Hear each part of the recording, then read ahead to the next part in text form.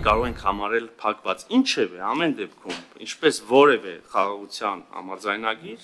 կարծում եմ կարևոր է որևէ խաղաղության համաձայնագրի պարագայում, մեր դեպքում եւս կարծում եմ, որ դատողություններ անելիս պետք է հիշենք մի քանի կարևոր հանգամանք։ Օրինակ, խաղաղության համաձայնագիր միշտ առնվազն ինձ հայտնի պատմությունից բոլոր դեպքերում եւ կամ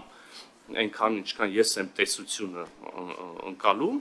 խաղաղության համաձայնագրերը միշտ կնքվում են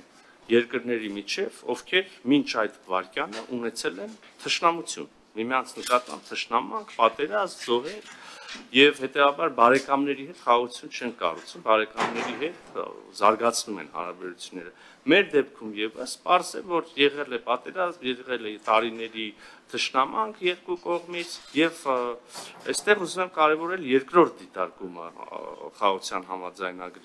համաձայնագրերի մասին։ Ընդհանրապես որևէ խաղաղության համաձայնագիր, ամենայն դեպս պատմությունից ինձ այդպես է հայտնի, ես այլ դեպք չեմ հիշում, միանգամից բոլոր հնարավոր հարցերի պատասխանները չի տալիս, միանգամից այդպես կախարդական փայտիկով երկու երկրներին եւ ժողովուրդներին բարեկամներ չի դարձնում, համագործակից չի դարձնում, իհարկե լինում են բազմաթիվ հարցեր, այդ թվում զգայուն եւ գերզգայուն, որոնք հետո պետք է քննարկվեն, կարգավորվեն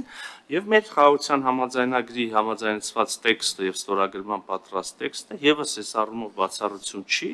բայց կարևոր է օրինակ նշել, որ այս համաձայնագրում նախատեսվում են մեխանիզմներ, որոնք մենք եւ Ադրբեջանը համաձայնագրի ուժի մեջ մտնելուց հետո կարող ենք օգտագործել խնդիրները լուծելու համար եւ հարաբերությունների վերջնական կարգավորելու համար, օրինակ, դե մի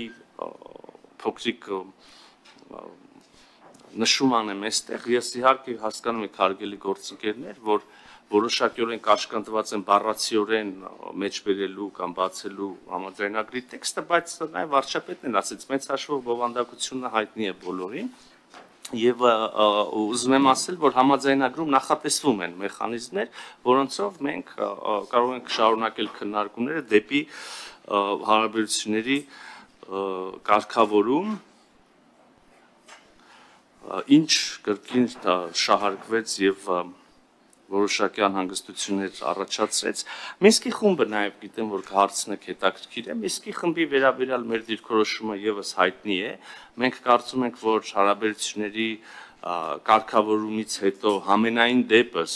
այն կարևոր քայլի կատարումից հետո ինչպիսին կլինի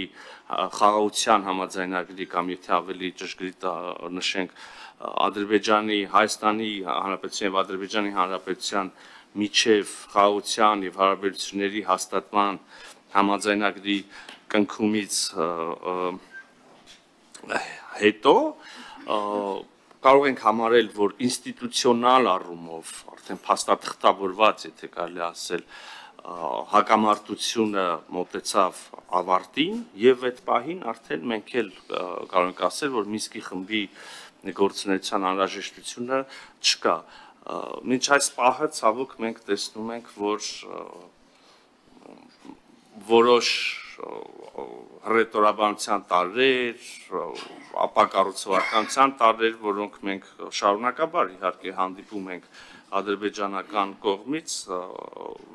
մեր համար մտահոգիչ են հենց այս կոնտեքստում։ Ուզում եմ նորից հստակ հայտնել մեր դիրքորոշումը այն պահին, երբ որ մենք կունենանք ստորագրված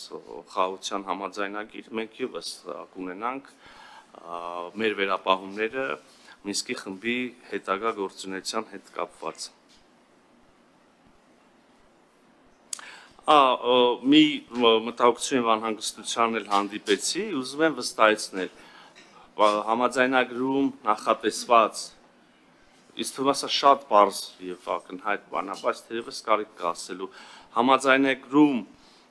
համաձայնեցված, նախատեսված որևէ դրույթ, որևէ պայմանավորվածություն կարող է կյանքի կոչվել համաձայնագրի ստորագրումից, վավերացումից եւ ուժի մեջ մտնելուց հետո չի կարծում, որ նույնիսկ այս թեմայով շահարկումներ կլինեն եւ անհրաժեշտություն կլինի սրան անդրադառնալ։ Իհարկե կլինելի հարցեր կշարունակեմ նաև մեր դիրքորոշումները ներկայացնել, բայց ինչպես նշեցի, մեր այսօր հանդիպելու առիթը կատարողական ներկայացնելն է մեր արտաքին գործերի նախարարության մասով զեկույցով հանդես գալը եւ կարծում եմ որքան էլ որ մյուս թեմաները չափազանց ակտուալ են եւ ես փորձեցի մի մասին ուղղակի միանգամից անդրադառնալ, թերևս անհարգալից կլիներ ազգային ժողովի նկատմամբ, եթե խուսափեինք բուն զեկույցից, հետեւաբար խնդրում եմ զինվել համբերությամբ